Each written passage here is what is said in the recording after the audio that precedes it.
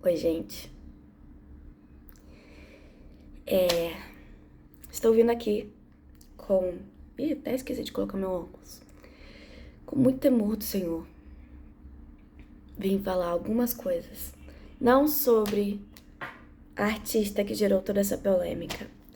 Não sobre o pastor Theo Hayashi, que é o pastor da igreja que eu congrego agora. Que tomou a posição dele como qualquer líder espiritual baseado na palavra deveria ter tomado. Preocupação de pai para com os jovens que ele lidera e influencia. De pai espiritual, de líder espiritual. Não vou entrar no mérito disso.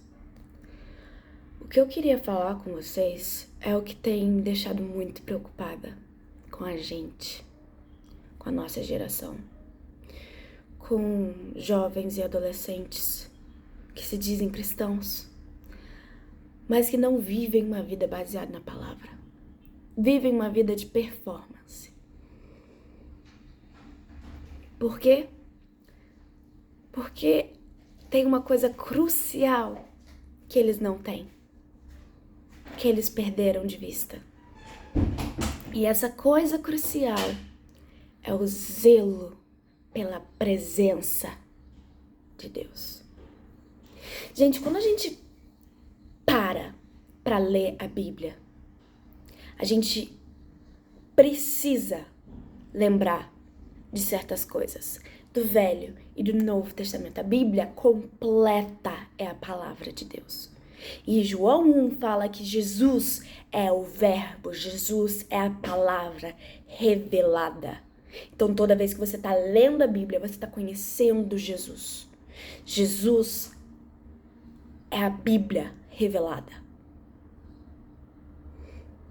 Então se você está relativizando a Bíblia, você está relativizando quem Jesus era. E a nossa geração está se perdendo da fé nas páginas da Bíblia que a gente não lê. Se você lesse a Bíblia, você ia entender o quão errado é você dizer que você vai no carnaval e sua consciência tá limpa. Sabe por quê? Porque se a gente olha, vamos olhar em Êxodo, a partir do capítulo 30, falando a descrição do tabernáculo, a descrição das roupas do sacerdote. Gente, Deus foi minimalista ao ponto de falar a ordem que ele queria que colocasse os enfeites na roupa, no manto sacerdotal. Era uma romã e um sininho, uma romã e um sininho. Outra romã, outro sininho. Outra romã, outro sininho. O nosso Deus, ele é detalhista a este ponto de colocar isso na Bíblia. E, gente, eu queria fazer uma reflexão aqui com vocês. Primeiro, eu queria que a gente lembrasse da história de quando Davi foi tentar buscar a Arca da Aliança pela primeira vez. Lá em 2 Samuel 6, está descrito isso. Quando Davi foi buscar a Arca da Aliança pela primeira vez, a Arca da Aliança tinha sido retirada de Israel, roubada pelos filisteus. Depois foi mandada de volta pelos filisteus porque Deus castigou os filisteus por quererem dizer que eles derrotaram o Deus de Israel. E Davi não foi atrás da forma correta que deveria se carregar a Arca da Aliança. A Arca da Aliança representava a presença de Deus manifesta em Israel. A voz de Deus saía de dentro da Arca da Aliança para falar com Moisés, para falar com Davi depois, no tabernáculo de Davi. Só que na primeira vez, Davi não levou a sério as ordenanças de como a arca deveria ser carregada, que está descrita em Êxodo. A arca só pode ser carregada nos ombros dos levitas. A arca só podia ser carregada nos ombros dos levitas. Ela tinha os engates de ouro, ela tinha as circunferências. É descrito em Êxodo a forma como a arca deveria ser construída para que fosse carregada nos ombros dos levitas, para ter zelo com a presença de Deus.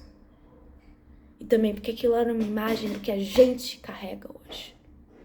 Hoje, por causa do sacrifício de Jesus, eu e você carregamos essa presença manifesta. E usar nessa história foi tentar segurar a arca porque os bois tropeçaram e a arca estava em cima de uma carroça. E foi colocar a mão para segurar a arca não cair no chão, e foi queimado vivo. Foi morto, foi consumido pelo Senhor. E muitas vezes a gente fica, mas Deus era zelo.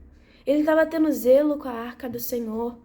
Não, porque todo israelita era ensinado desde cedo a lei.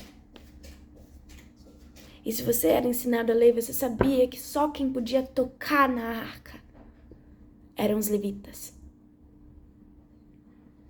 Então Uzá não teve zelo com a presença de Deus.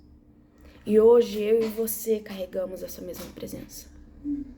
Eu e você estamos tendo zelo com a presença que nós carregamos. E aí, novamente, eu quero trazer mais alguns versículos para você pensar. Provérbios 1:8 fala que o temor do Senhor é o princípio da sabedoria. O que tem pautado a tua vida? O que você segue? Por que você faz o que você faz? Você faz o que você faz porque você ama Jesus? Você faz o que você faz porque você tem temor do Senhor? Ou porque você tem temor de homens? Ou porque você quer agradar a si mesmo? Gente, 1 Pedro 2:9 diz que nós somos geração eleita, nação santa, sacerdócio real. Em Êxodo 39 fala que os sacerdotes deveriam andar por aí com uma placa na testa que dizia separada ao Senhor, santidade ao Senhor. Se eu e você não estamos vivendo uma vida de separação para o Senhor, uma vida de temor do Senhor, uma vida de zelo, tamanho zelo pela presença do Senhor, que esse zelo nos consome, eu não sei o que a gente está fazendo. Eu realmente não sei o que a gente está fazendo. E a última coisa, eu queria que esse vídeo ficasse com menos de 5 minutos. Mas enfim, não tá. A última coisa que eu queria fazer agora é ler com vocês Lucas 9, de 23 a 27. Jesus proclamava às multidões: se alguém deseja seguir-me, negue-se a si mesmo, tome a sua cruz dia após dia e caminhe após mim. Pois quem quiser salvar a sua vida, a perderá. Mas quem perder a sua vida por minha causa, este a salvará. Porquanto de que adianta o ser humano ganhar o mundo inteiro, mas perder-se ou destruir a si mesmo? Se alguém se envergonhar de mim ou das minhas palavras, o Filho do Homem igualmente se envergonhará dele quando voltar em sua glória e sobre as honrarias do Pai e dos seus anjos. Com certeza eu vos asseguro que alguns que aqui se encontram de modo algum passarão pela morte antes de verem o reino de Deus. Gente, sério, negue-se a si mesmo, tome a sua cruz e caminhe após mim. Jesus, quando ele carregou a cruz dele e seguiu o caminho até o Gólgota, ele estava indo morrer para que eu e você pudéssemos viver. E nesse, tome a sua cruz e siga-me, não é aquela coisa difícil da sua vida, não é, a sua cruz, seja ela qual for, não. A sua cruz é os seus desejos, as suas vontades, os seus sonhos. Você está crucificando eles por Jesus? Se você quiser seguir Jesus, você tem que negar a si mesmo, tomar a sua cruz e ir crucificar a sua carne todos os dias. Esse é o Evangelho. Isso é ser discípulo de Jesus. É isso que eu queria lembrar a gente hoje.